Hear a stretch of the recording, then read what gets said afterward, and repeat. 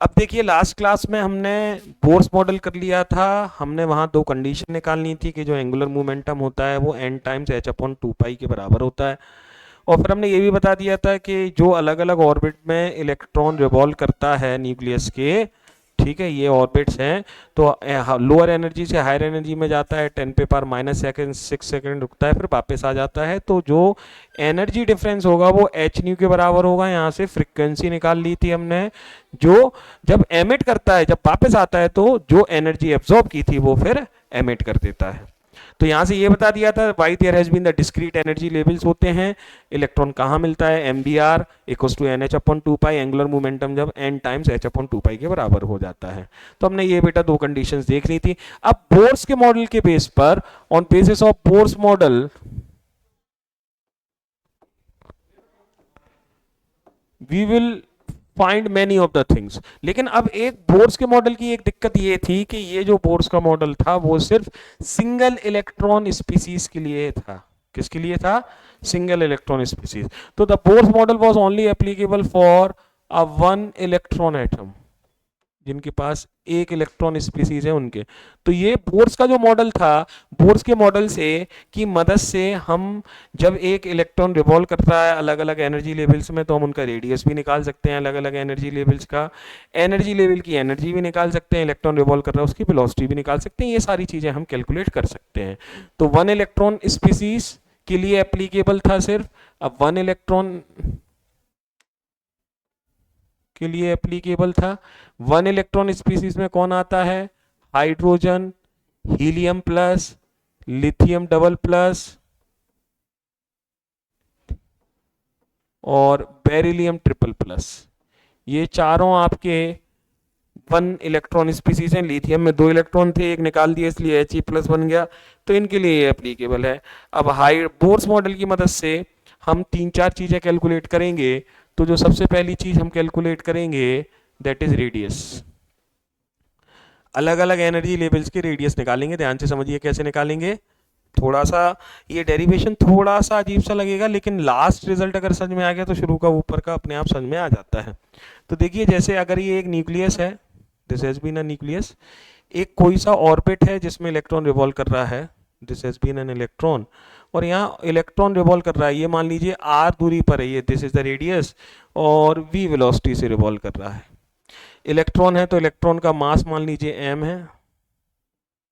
Electron का मास क्या है? m, रेडियस है r, ये आपका क्या है इसका? This is the nucleus.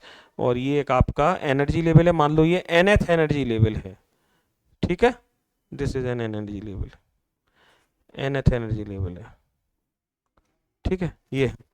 अब एक मिनट बताओ मुझे, जब इलेक्ट्रॉन रिवॉल्व कर रहा है सर्कुलर ऑर्बिट में, तो जब कोई सी चीज सर्कुलर ऑर्बिट में घूमती है तो सेंटीपीटल फोर्स होता है। सेंटीपीटल फोर्स का फॉर्मूला होता है मास इनटू वेलोसिटी का square upon radius, M V square by R. तो यहाँ पर सेंटी मतलब जो सेंटर की तरफ फोर्स सेंटीपीटल फोर्स है वो कौन दे रहा है? देखो, इलेक्ट्रॉन पे नेगेटिव चार्ज है, न्यूक्लियस पे पॉजिटिव चार्ज है, तो इनके बीच जो पोटेंशियल सॉरी कूलाम्बियन फोर्स होगा, इलेक्ट्रोस्टैटिक फोर्स होगा, it is providing the necessary centripetal force. तो हम वहीं से यहाँ शुरुआत करेंगे कि यहाँ हम ये कहेंगे the centripetal force is provided by the centripetal force is provided by the Coulombian force। जो यहाँ Coulombian force है वो नेसेसरी सेंटीपीटल फोर्स प्रदान करेगा। अब देखो सेंटीपीटल फोर्स की वैल्यू क्या होगी? मास वेलोसिटी का square upon radius. Columbian force क्या होगा? देखो, पहला न्यूक्लियस का चार्ज जेड होता है बेटा, the total charge on nucleus is Z, where Z is atomic number, atomic number, ठीक है, A is atomic mass, atomic number into E total charge होता है, और इलेक्ट्रॉन पे चार्ज होता है ई। तो क्या आ जाएगा? 1/4 पाई एप्सिलॉन नॉट, पहला चार्ज, दूसरा चार्ज, दूरी का स्क्वायर, ये हो गया। लेट दिस बी इक्वेशन 1, ठीक है। अब यहां पर हम वो कंडीशन भी लगा सकते हैं from Bohr's first law, from Bohr's first law, angular momentum वाली कंडीशन। बोर्स का फर्स्ट लॉ क्या कहता है? जब हम बोर्स का फर्स्ट लॉ करते हैं तो बोर्स का फर्स्ट लॉ क्या कहता है? बोर्स का फर्स्ट लॉ क्या कहता है, एम वी आर, इसका एंगुलर मोमेंटम जो होगा वो N times the H upon 2 pi, ये हो गया, ये दोनों लिख लिए। अब सुनो, आर निकालने के लिए हम क्या करेंगे, तरीका क्या होगा, हमारा तरीका ये होगा कि ये वाली जो कंडीशन है इसको इक्वेशन 2 को स्क्वायर करके 1 से डिवाइड कर देंगे। तो what we are going to do, we are going to square the equation 2 and we will divide it by equation 1। ठीक है, ये करने वाले हैं, तो चलिए करते हैं। इसका स्क्वायर करिए, M square V square R square divided by, इससे डिवाइड करिए तो एम वी स्क्वायर और इंटू आर आ जाएगा, हाँ या ना, ठीक है। अब इसका ऐसे ही करिए, यहाँ पर N square H square 2 pi square square मतलब 4 पाई स्क्वायर, इसका करिए, इसका करेंगे तो जो नीचे वो ऊपर आ जाएगा 4 pi epsilon naught R square upon Z E square, ये आ गया, हाँ या ना। अब जो जो कट रहा है काट दीजिए, देखो जब काटने आएंगे तो एक मास कट गया, मास बचा रह गया, हाँ, वेलोसिटी का स्क्वायर खत्म, ठीक है। यहाँ पर रेडियस का स्क्वायर है, यहाँ पर है खत्म, आपका आर क्या बचेगा। अब यहाँ जो है उसमें एन और जेड को एक साथ लिख, एन और जेड को अलग लिख लीजिए और सब एक साथ, हमेशा याद रखना। तो एन स्क्वायर अपॉन जेड, और कुछ कट रहा था, हाँ 4 से 4 कट रहा था, एक पाई चला गया, एक पाई बचा रह गया, ठीक है। तो अब देखिए एम ये नीचे आएगा, ऊपर क्या बचा बोलिए, एन लेने के बाद एच स्क्वायर, और क्या बचा है बोलो, epsilon not H square epsilon naught, और कुछ बचा है नहीं, नीचे बोलिए क्या क्या बचा है, एम यहाँ का आ गया, तो एक एम पाई और ई स्क्वायर, हाँ या ना। अब बताओ ये सारी वैल्यूज कांस्टेंट हैं कि नहीं है, एच कांस्टेंट है 6.6 इंटू 10 पे power minus 34, epsilon not is 8.85 into 10 पे power minus 12, mass of electron is 9.1 into 10 पे power minus 31, pi is 3.14, charge of electron is 1.6 into 10 पे पावर माइनस 19। इन सभी की जब वैल्यूज कांस्टेंट है तो इन सब की जब हम वैल्यू रखेंगे तो इस पूरे को आप आर नॉट मान लीजिए, कितना मान लीजिए, आर नॉट। और इस आर नॉट को जब हमने सॉल्व किया तो इसका आंसर आया 0.53 आर्मस्ट्रॉन्ग, आर्मस्ट्रॉन्ग मतलब 10 पे पावर माइनस 10, याद रखना, ठीक है। तो आपको इसको सीधा ऐसे याद रखना है। तो what you are going to get, you are going to get Rn equals to n square upon z into r naught, ये आपको रेडियस का फॉर्मूला बन गया। अब आपको सर आपने Rn क्यों लिखा, क्योंकि ये nth ऑर्बिट का रेडियस है। जब आप n की अलग अलग वैल्यू रखोगे बेटा, n1 रखोगे, n2 रखोगे, n3 रखोगे, n की अलग अलग वैल्यू रखोगे तो R1 R2 अलग अलग ऑर्बिट के रेडियस आपको मिल जाएंगे। तो व्हाट इज Rn बेटा, this is nothing but the radius of nth orbit, किसका ऑर्बिट का है, nth ऑर्बिट का रेडियस है, समझ गए, ठीक है। और आर नॉट की वैल्यू फिक्स है, ये आपका nth ऑर्बिट का आ गया, ये जनरल फॉर्मूला आया। अच्छा अब इसी को अगर आप हाइड्रोजन के लिए लगाओगे तो हाइड्रोजन का z कितना होता है, 1 होता है। तो इसी फॉर्मूले को जब हम हाइड्रोजन के लिए लगाएंगे तो फॉर हाइड्रोजन, तो हाइड्रोजन के लिए जनरल फॉर्मूला यही, अगर हीलियम के लिए लगाओगे तो Z2 हो जाएगा, तो हाइड्रोजन के लिए हो जाएगा आपका n स्क्वायर आर नॉट, ठीक है। तो अगर हाइड्रोजन के आप ऑर्बिट के रेडियस निकालोगे, फर्स्ट ऑर्बिट का रेडियस R1 क्या आएगा, आर नॉट के बराबर आएगा, मतलब 0.53 आर्मस्ट्रॉन्ग आएगा, ठीक है। सेकेंड ऑर्बिट का रेडियस क्या आएगा, 2 का स्क्वायर 4 आर नॉट आएगा बेटा, ऐसे थर्ड का क्या आएगा बोलिए, 3 का स्क्वायर 9 आर नॉट आ जाएगा। तो these are the radius of the different orbits of an hydrogen atom. Radius कर लिया, पहली चीज हो गई, समझ में आया कि नहीं, अभी लिख लेना फिर आगे। तो अब देखो हम दूसरी चीज निकालेंगे, अब हम निकालेंगे वेलोसिटी। पहले हमने रेडियस निकाली, वेलोसिटी, ये वेलोसिटी nth ऑर्बिट की वेलोसिटी निकालनी है। तो बेटा सुनो, यहाँ क्या करोगे वेलोसिटी निकालने के लिए, हमने देखो यहाँ पर आर का फॉर्मूला निकाल लिया, जिसमें आर एन क्या है, N square epsilon naught upon M pi E square, इसको आर नॉट माना था जिसकी वैल्यू ये थी। अब वेलोसिटी के लिए हम कुछ क्या करेंगे, हम देखो बेटा ये वाली इक्वेशन देखो, आप जो इक्वेशन 2 थी आपकी, यहाँ वेलोसिटी आ रही थी, N H upon two pi M V R थी, तो यहाँ से अगर मैं आर यहाँ ले जाऊँ, वी को सब्जेक्ट बना लूँ, तो फिर हमारा वेलोसिटी आ जाएगा। तो हम देखिए वही करने वाले हैं। दूसरी चीज जो हमें निकालनी है दैट इज वेलोसिटी। ठीक है, तो फिर से वही वाला चीजें चलेंगी सब। M V R equal to क्या है बोलिए, N times H upon two pi, यहां से v की वैल्यू क्या आ जाएगी बोलिए, N H upon two pi M R. R आ गया। अब आपको nth ऑर्बिट, अब यहां r की वैल्यू हमें पता है, बोलिए r क्या है, जेड स्क्वायर, सॉरी r क्या था बोलिए, व्हाट इज r, r इज N square upon Z into R naught की वैल्यू क्या थी बोलिए, पूरी बोलो, H square epsilon naught M pi, हाँ ये थी। तो ये पूरी वैल्यू रखेंगे आर की जगह।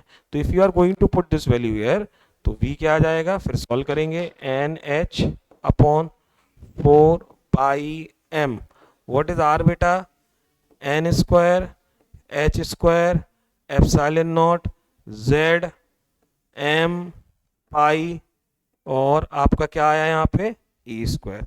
अब देखो क्या क्या कट रहा है बेटा यहाँ पर, ठीक है, देखो m खत्म हो गया, m खत्म, और क्या खत्म हो जाएगा, पाई खत्म हो गया।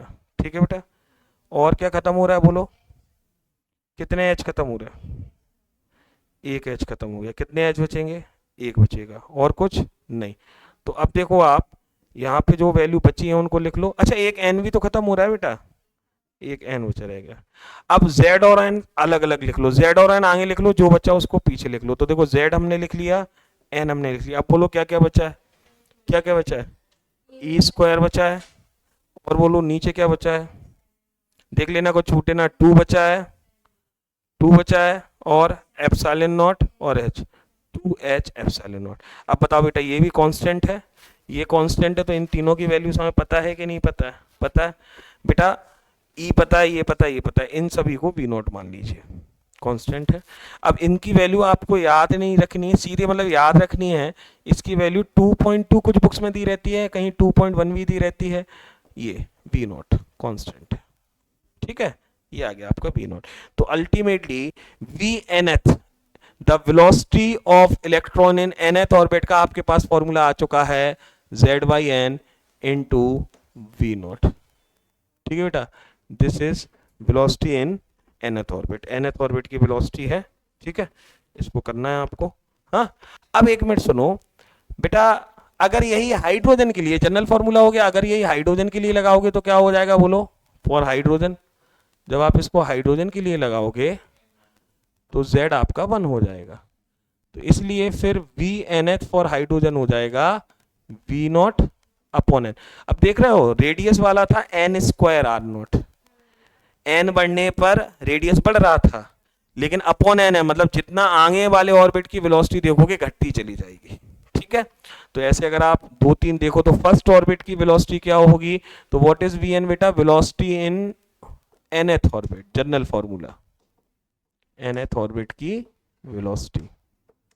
ठीक है, अब एक मिनट सुनो, अगर हाइड्रोजन के लिए फर्स्ट ऑर्बिट की वेलोसिटी निकालेंगे तो वी नॉट होगी, मतलब वैल्यू क्या होगी, 2.1 इंटू 10 पेपर। अब आप थोड़ा इमेजिन करो, लाइट की वेलोसिटी होती है 3 इंटू 10 पे पावर 8 मीटर पर सेकेंड, है बेटा, और एक न्यूक्लियस के चारों तरफ इलेक्ट्रॉन रिवॉल्व कर रहे हैं, तो जो फर्स्ट ऑर्बिट में इलेक्ट्रॉन रिवॉल्व कर रहा है वो 10 पे पावर 6 मीटर पर सेकेंड की वेलोसिटी से रिवॉल्व कर रहा है। एक ऐसी चीज जो नहीं दिख रही है और इतनी तेज चल रही है, just imagine that thing.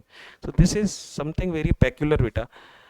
Second orbit की वेलोसिटी क्या आएगी, V naught by two, third orbit की वी नॉट बाई थ्री, ऐसे ऐसे अलग अलग ऑर्बिट की आप वेलोसिटी देखी जाए तो आप निकाल सकते हैं। तो ये वेलोसिटी हो गया। ठीक है, वेलोसिटी का जनरल फॉर्मूला याद रखना है, z by N into we naught. Radius का जनरल फॉर्मूला क्या था, the formula for radius is, करो इतना करो,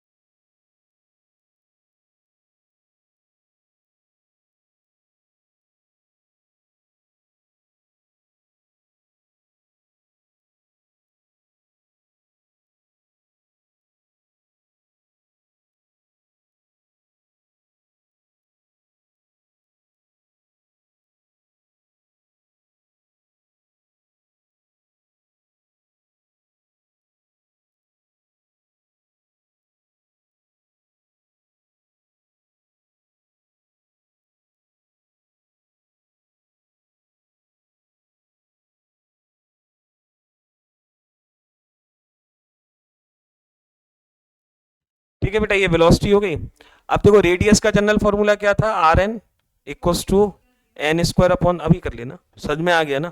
अब देखो पहले एनर्जी को देखो, now see the third thing, energy. बेटा जब इलेक्ट्रॉन अलग अलग, जैसे हमने शुरुआत जो की थी, तो मैंने आपको बताया था कि जब इलेक्ट्रॉन, हमने एक कोई सा ऑर्बिट ले लिया था, एनर्जी लेवल इसमें इलेक्ट्रॉन है, तो वेलोसिटी है, रेडियस है, अलग अलग ऑर्बिट का, दो चीजें। अब इलेक्ट्रॉन घूम रहा है, वेलोसिटी है तो काइनेटिक एनर्जी है।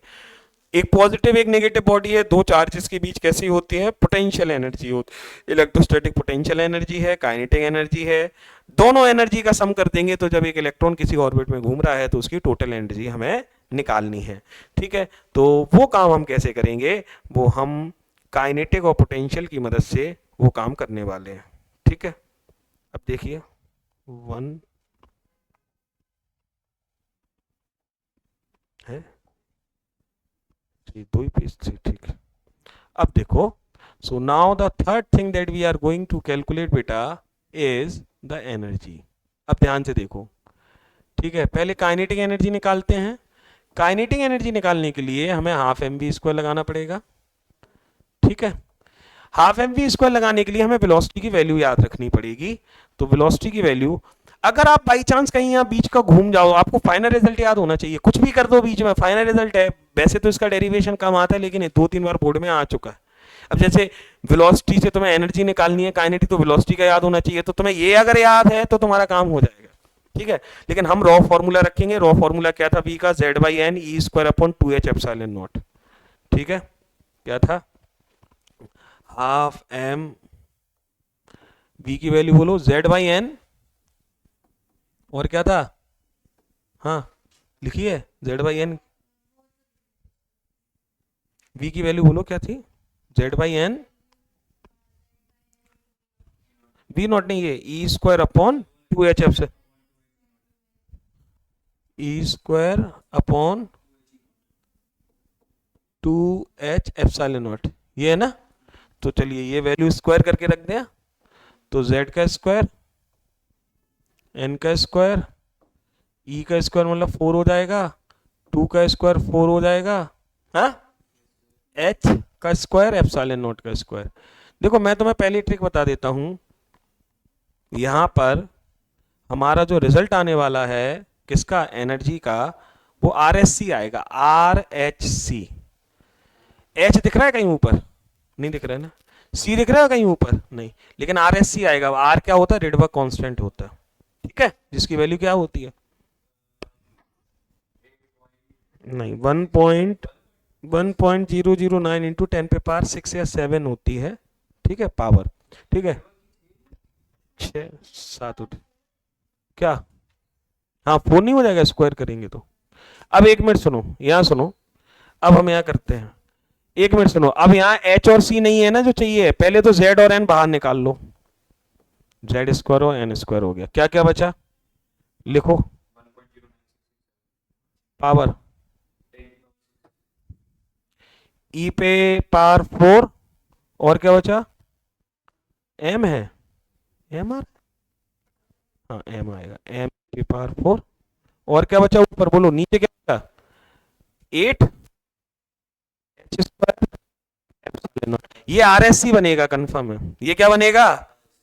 तो यहाँ एच और सी ऊपर नहीं है, तो सुनो हमें क्या करना है, आपको वो अगले स्टेप में करना, मैं यही कर रहा हूं, इस इक्वेशन को आप मल्टीप्लाई करो एच और सी से, क्योंकि एच और सी नहीं है, मल्टीप्लाई और डिवाइड कर दो, कोई दिक्कत। तो ये जो अब पूरा टर्म बचेगा, देखो ये तरीके हैं याद रखने के बेटा, नहीं तो वैसे कभी नहीं होंगे याद।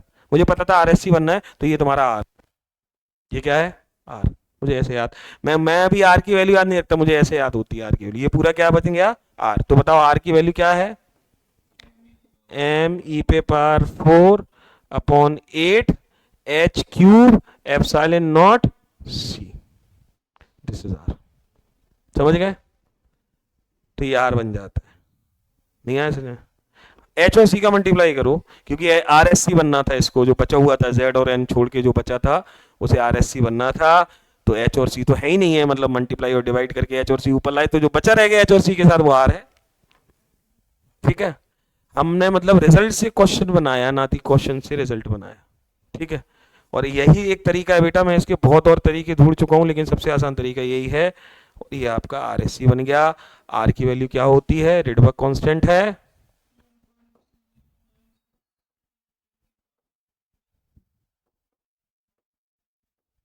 1.09 इंटू, मैं 1.009 कह रहा था इसलिए समझ गए, 7 कह रहा था। ठीक है, ये 6 होती है। ठीक है, this is the value of are.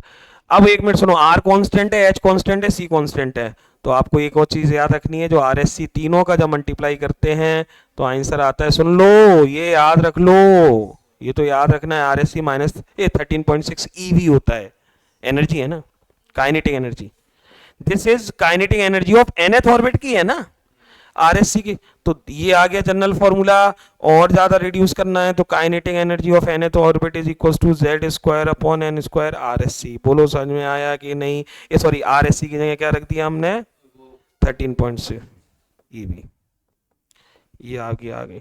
अच्छा, यही फॉर्मूला हाइड्रोजन के लिए करोगे तो जेड क्या हो जाएगा, 1 हो जाएगा। ठीक है, तो हाइड्रोजन के लिए for H put the value of z equals to 1, the nth orbit kinetic energy will be rsc upon n square, मतलब 13.6 ev upon n square. This will be the general formula for hydrogen. Clear है? आगे समझ में? अब देखो potential energy देखो, जब एक न्यूक्लियस है, न्यूक्लियस पे टोटल चार्ज Z ही है, इलेक्ट्रॉन पे चार्ज E है, एक पॉजिटिव चार्ज है, एक नेगेटिव चार्ज है। याद रखो, दो चार्जेस Q1 Q2 अगर R दूरी पे रखे हैं तो उनके बीच पोटेंशियल एनर्जी होती है 1/4πε0 Q1 Q2 अपॉन R, ना कि स्क्वायर। ठीक है, तो अब अगर हम यहाँ दूसरी चीज कर रहे हैं, मतलब what we are calculating the potential energy, तो हम वही चीज करेंगे और फिर मैं आपको इसकी याद रखने की ट्रिक बताऊंगा। ठीक है, तो when we are calculating the potential energy, तो वही वाला माइनस, माइनस क्यों आ रहा है बताता हूं, एक पॉजिटिव चार्ज है, एक नेगेटिव चार्ज है। जब हम स्केलर क्वांटिटी एनर्जी जो स्केलर, तो विथ साइन रखते हैं चार्जेस, तो इलेक्ट्रॉन नेगेटिव चार्ज है, न्यूक्लियस पॉजिटिव चार्ज है, तो प्लस इंटू माइनस माइनस आएगा। पहला चार्ज क्या है, Ze, दूसरा चार्ज है E, अपॉन दूरी क्या है, R। अब फिर से यहाँ R की वैल्यू रखनी पड़ेगी, फिर आगे सॉल्व कर पाएंगे। तो R का जनरल वैल्यू बोलो क्या था, हाँ, what is R, n square, n square, हाँ एक मिनट, एक कोई बोलो, एन स्क्वायर, अरे मल्टीप्लाई वाला बोल पहले, एन स्क्वायर है,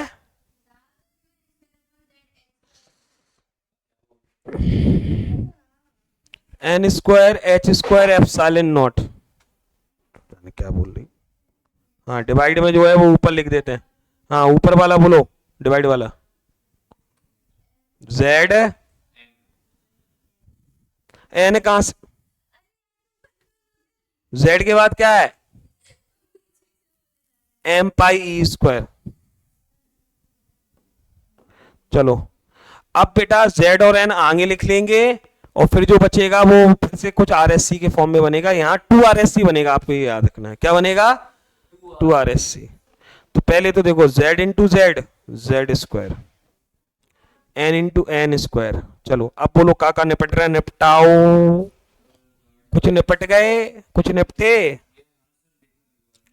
क्या निपट रहा, कुछ नहीं हो रहा, पाई से पाई निपट गए, जेड हम आगे लिख चुके हैं, क्या बचा ऊपर, एम ई पे पावर 4, हाँ या ना, नीचे क्या बचा, H square epsilon not square, बस यही बचा, और 4 बचा, हाँ या ना। अब फिर से ये 2 आरएससी बनेगा, यहां क्या बनेगा, 2 आरएससी। या आप खुद देख सकते हो कि अगर इसको आर बनाना है तो देखो 8 तो 8 नहीं है, तो 8 का 2 का मल्टीप्लाई डिवाइड करो 8 बनाने के लिए। और किस चीज की कमी है, एच क्यूब चाहिए, एच क्यूब नहीं है, एच स्क्वायर है, और सी का, सी है ही नहीं है, वो चाहिए। या आप सीधा याद रखो ये 2 आरएससी बनेगा, 2 आरएससी ये जब भी बन सकता है, कब बन सकता है, क्योंकि एच और सी तो है ही नहीं है? और 2 चाहिए तो मतलब 2 का मल्टीप्लाई और डिवाइड, मतलब 2HC का मल्टीप्लाई और डिवाइड, समझ गए? एक मिनट 2HC का मल्टीप्लाई और डिवाइड कर दिया। अब देख लो ये जो वैल्यू है, देख लेना, ध्यान से देखना, हाँ उछल ना हो जाए, दिख रहा है, एकदम। देखो ये तुम्हारा आर बन गया, देख लो, ये देख लो आर बन गया, बन गया आर, देख लो तो, वो बनेगा बेटा। आगे पोटेंशियल एनर्जी, तो what will be potential energy, minus था, माइनस क्या बना, ये आर बन गया, तो 2 RSC हो गया, हो गया z square upon n square into 2 RSC। करिए करिए,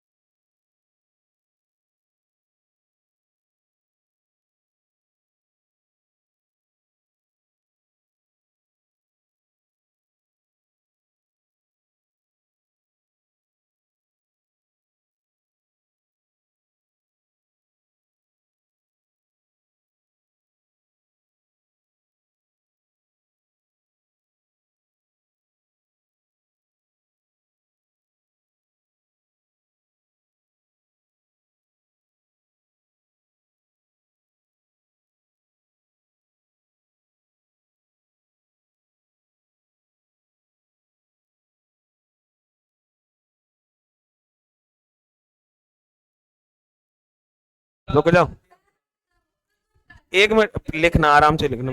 देखो एक z square upon n square हो गया, और ये क्या बचा, 2SCR, मतलब 2 RSC बचा, 2 RSC तो बनना था। अब तुम्हें आगे का खेल पता है, RSC की वैल्यू क्या है, 13.6, ठीक है, वही सब है, हाइड्रोजन के लिए निकालना है। ये nth ऑर्बिट की हो गई आपकी पोटेंशियल एनर्जी। अब पूरा लिखिए अच्छे से, लिखो, चलो ठीक है।